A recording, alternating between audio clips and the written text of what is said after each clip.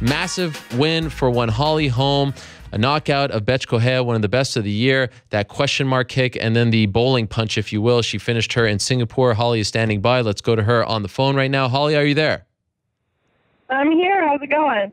I'm doing great. Thank you so much for joining us. I really appreciate it. And congratulations. What a performance that was in Singapore. Thank you. I appreciate it. Always want to do things more and better, but I'm excited to have the win. And it's something we've kind of been working on, so it's always nice when it plays out in the fight.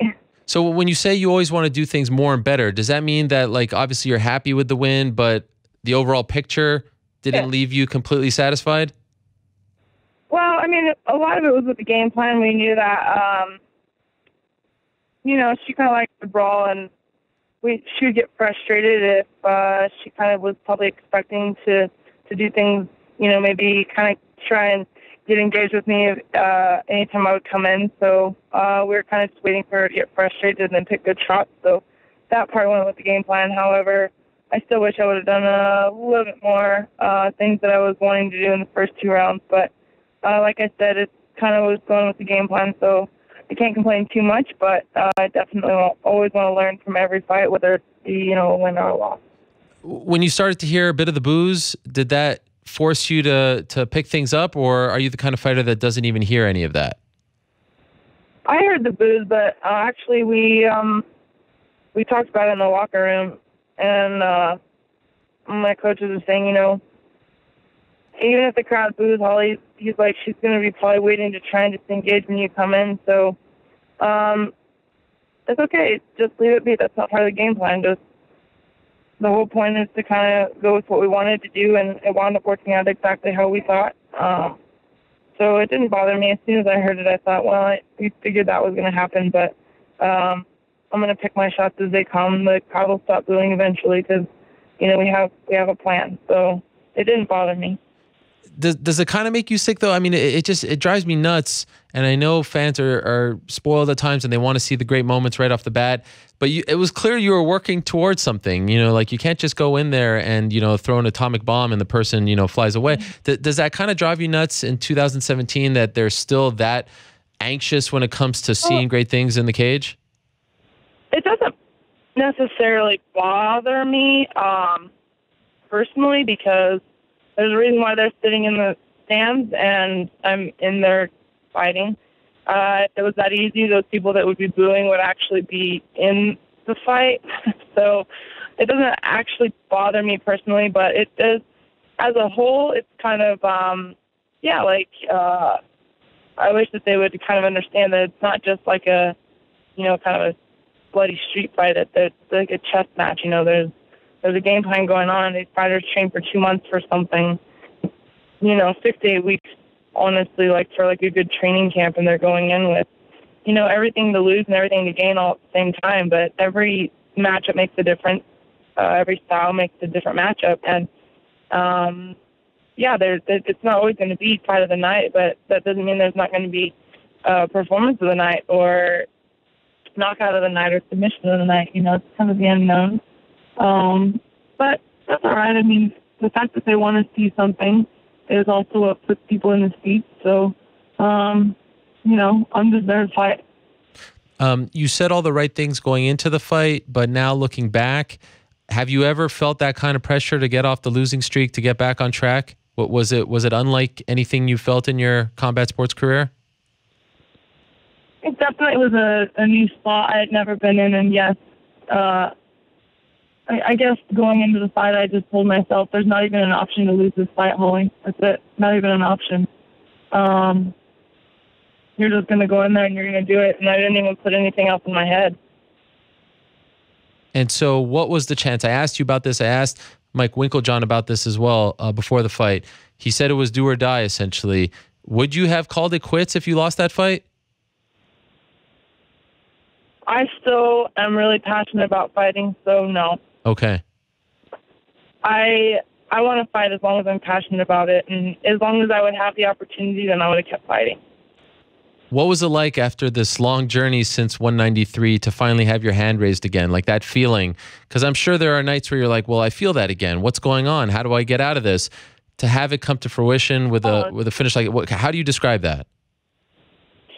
Oh, there's been an ache in my gut for a year and a half, and to finally be able to just take a deep breath and just feel that, that reward is huge. Like I said, I always want to do better, but it was nice to just be able to, not only for me, but for my team, to be able to kind of give that happiness to them, there's so much that they put in and so much time they've invested in me that I want to be able to give back to them too. I want to be able to have them feel that victory. They've been putting a lot of work in me over the last year and a half, and I feel like I haven't been able to give them that reward either. And so for me, and just being able to celebrate with the team of all the hard work paying off, that's, and one thing, like, doing that kick is something that actually we've been working on. I can't tell you how many reps we did it, and it's just something that we knew would be able to work in a fight, and that it's something that we've been working on not just for this training camp, but over the last year. And so I love being able to have a win in that fashion and be able to, give that back to my team who's been helping me, not just with that, but with a lot of things. And, it's kind of getting a winning role again, and let's keep going forward. Yeah, I was actually just about to ask you about that. So that's something that you specifically worked on for Bethe Correia, the question mark kick? Yeah, we've been working on it a lot, just in general. And it was one of those things that we knew we'd be able to land in the fight at a certain point. I didn't want to be throwing it, right off the bat. Just kind of wanted to feel her timing a little bit and kind of get into the fight a little more. And right when I was thinking, all right, it's about time to do it, is right about the time my corner was calling for it. And then that was it. I thought, let's just do it. I feel like I didn't really listen to my team as much as I should have the last couple of fights. And I told myself that's not going to happen tonight. And as soon as they said to do it, I thought, all right, let's do it, because I want to just follow their, guidance. They're the ones from the outside watching. So when you see her kind of egg you on like that, are you thinking in your mind, okay, it's time to end this? Enough of you?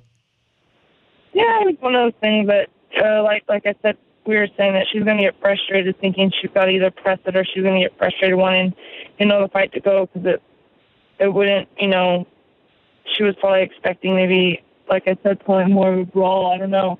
We just knew she'd get frustrated, and I knew that she was kind of getting a little bit emotional and frustrated. So, yeah, that was the time that I felt like I should go forward. Okay, so then you win the fight, and everything's very exciting. And then I actually had a brief conversation with Lenny Fresquez, your longtime agent. He said, we want the belt next. And you wouldn't really talk about what you wanted next. You wanted to enjoy the moment, and I 100% agree with that.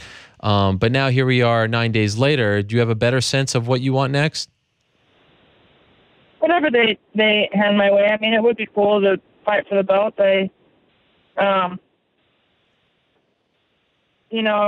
it happens, it happens.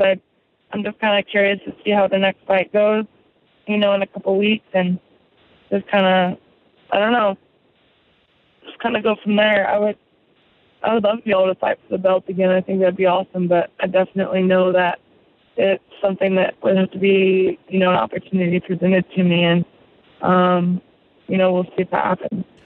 What about the featherweight title? You never know. I'm one of those that I can fight at either weight class, but I definitely don't want to go like every other. Yeah. 35, 45, 35, 45. Going to 35, I always try to walk around as wide as I can. And, when I'm walking around at 149, 148, before I cut that last week, it's that's almost at what I would be weighing in at 145. So I definitely wouldn't want to be, bouncing back and forth like every other fight, but I'm open to both, but I definitely don't want to just be on the fence all the time. Are you shocked to see what happened with Germaine de Randamie for her to give up the belt because she didn't want to fight Chris Cyborg? What do you make of that? I mean, I've never really heard of them kind of stripping someone of the belt so quickly, but I also, I don't know. I think I don't know if they actually like offered her any other fight, or if it was just Cyborg, or if she didn't want to fight anymore at all. I don't know the details, so it's hard for me to have an opinion on it. But I do feel like, I don't know. I don't know. Like I said, I don't know if they just said, "Oh, you're going to fight Cyborg or you're done," or if they said, you know, another fight. I don't know, because I think Cyborg's fighting someone else. Who knows what's really going on with it? I actually haven't really paid too much attention to it, but the fact that, you know, I had my fight in front of me, and then as soon as my fight was over, I was in relaxed mode. So I don't know. I just kind of, I don't know the details of what happened. I know that if it was me and I had the belt, I wouldn't want to vacate it. I'd want to fight for it. Yeah. That's one. I also don't know what options they gave her either, so I don't know. Do you sort of agree with her? I mean, her stance was that she has a history with PEDs, and I don't want to fight someone like that. Is there any part of you that kind of agrees where she's coming from? I think that I don't think she's the only one that feels that way, you know, and I think, like I said, I don't know if they offered her another fight or if they said it has to be Cyborg or nobody. I don't know. Yeah. And I can understand how people would feel that way because, you know, Cyborg has been, flagged with things, and not just the ones, but then I think a lot of people are skeptical with some of the other, you know, kind of red flags that she's had. I don't know. I really just try not to get too involved when I don't know the facts. You know, I don't know exactly what's going on. I don't know exactly what Cyborg's doing. I don't know exactly what Jermaine's doing. So I know that I always kind of think what I want to do and what I would do or could do in my career. And, you know, I don't know. Like I said, I don't know all the details with that, but okay. Guess I can't. Yeah, I don't know. Kat Zingano, sort of out of the blue, sent me a message about you last week saying that she would love to fight you and was happy that you kind of gave Bethe Correia that beating, but would love the opportunity to fight you. Does that interest you at all, fighting Kat? I honestly, I think whatever the UFC says is what I'll do. I've always taken whatever fight for the, you know. Yeah. For the most part, I mean, sometimes there's timing things or whatever, but I don't ever sit aside and say I'm only going to fight one person or I have to have this opportunity or push for something, you know.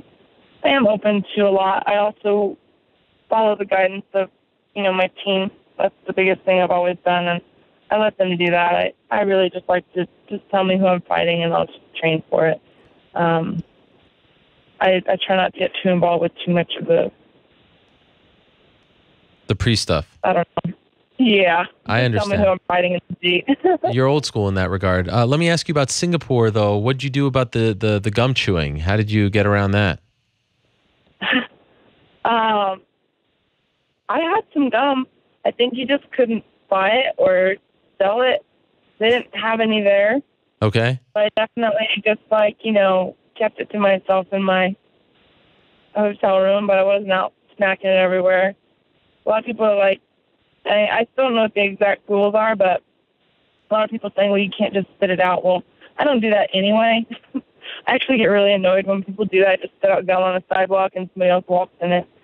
So I guess I wasn't really, after I saw, so I also heard, like, no flip-flops. There's flip-flops everywhere. And actually, I didn't feel like it was a very strict, I didn't have that feeling of, like, being strict. I still felt like I could be, like, who I wanted to be, but I definitely was respectful, but I don't have a hard time being respectful, so it was easy for me. Okay. All right. I had a feeling you weren't going to ruffle feathers, but I just wanted to, and obviously you didn't get arrested, but wanted to see if there were any. Yeah, that's a good thing, and I'm home. Yes. Any dicey situations. You know, the last time you were on, I was kicking myself afterwards because there's probably no better person than you to ask about Mayweather-McGregor. You know about the transition. You went the opposite way, but you know what he's in for. What do you think? Does Conor have a chance? Yeah, I think, I'm the type of fighter that I think anybody has a chance. You know, I came over to MMA from boxing, and I felt like I had a chance, and I did. I went and I accomplished things. But, That being said, Mayweather's undefeated for a reason, but still, I feel anything can happen in a fight, and Conor's got speed, which I think, Mayweather, a lot of people can't handle Mayweather's speed. I think that Conor has good speed, and he can deal with speed pretty well. I think Conor's fighting style and stance can actually be competitive for Mayweather, but I think if it goes longer, it'll be easier for Mayweather the longer the fight goes. But that's not saying that Conor doesn't have a chance to do something big. I'm excited to watch it. I'm not going to sit here and say that it's going to go one way or the other, because I think that anything can happen in a fight.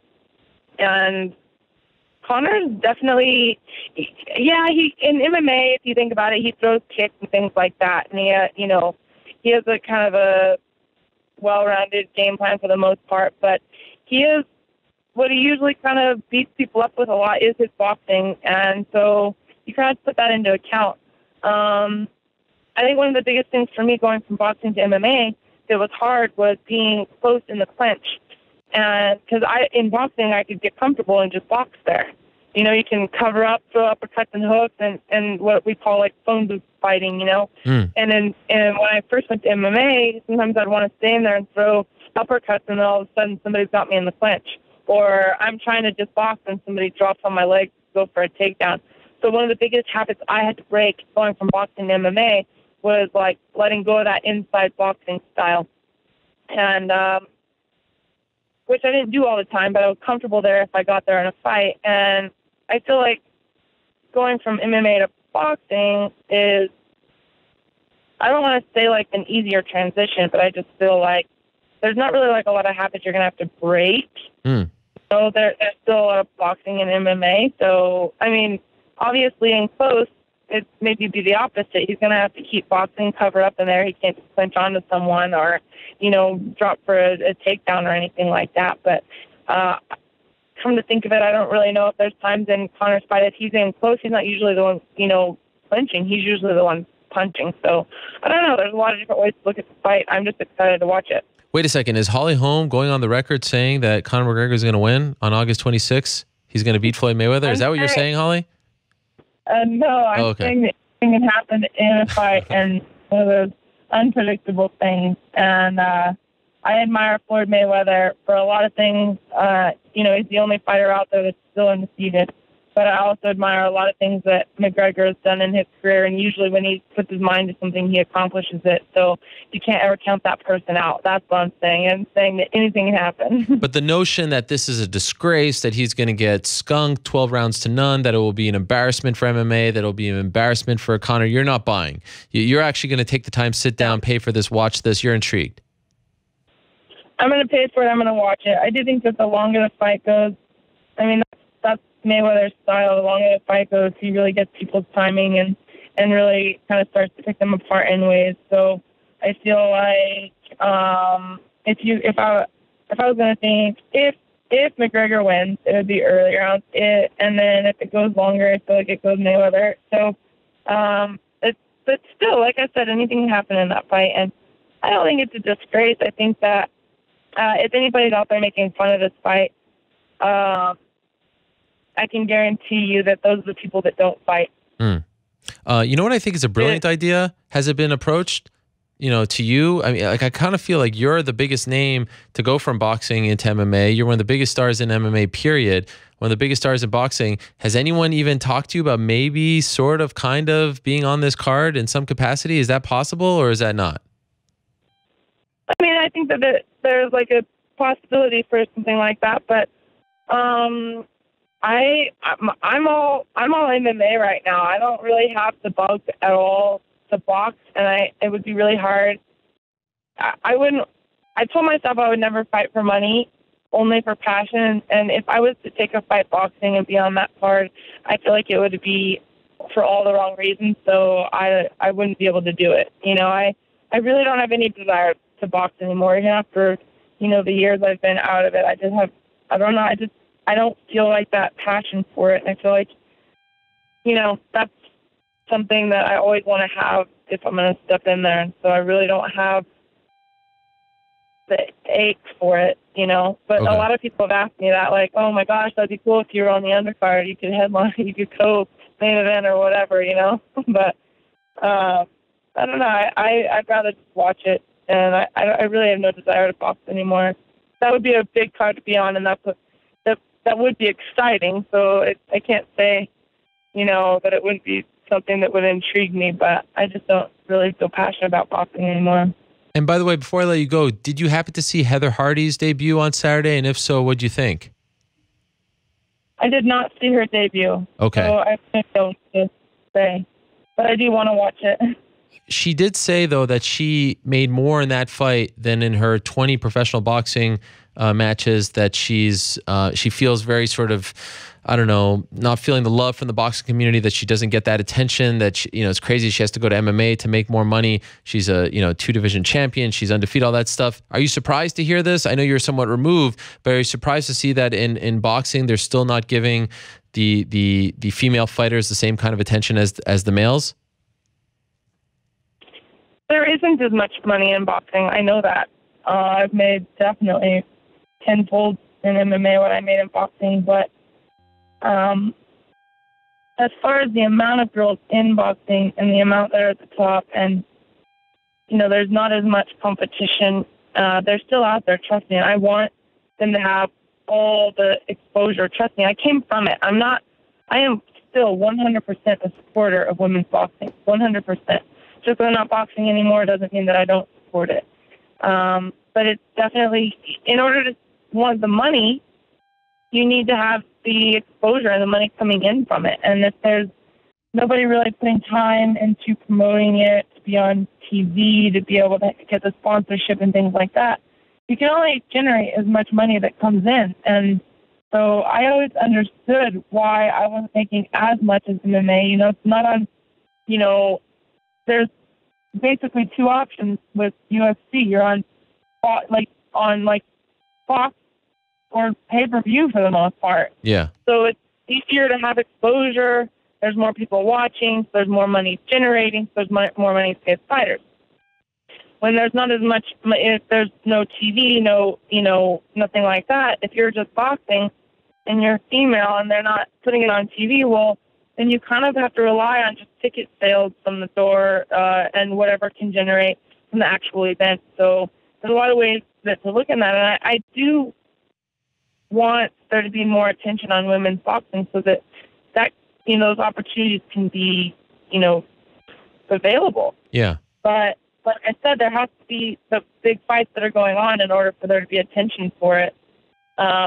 You have to have both, you know, to make it work. So hopefully women's boxing will still keep growing as MMA is growing, but I think a lot of girls are starting in MMA now instead of boxing, so I'm not sure. Boxing will never die, but there's definitely, when you look at how many girls are in boxing compared to MMA, it's just not as much, so there's probably not as much attention on it.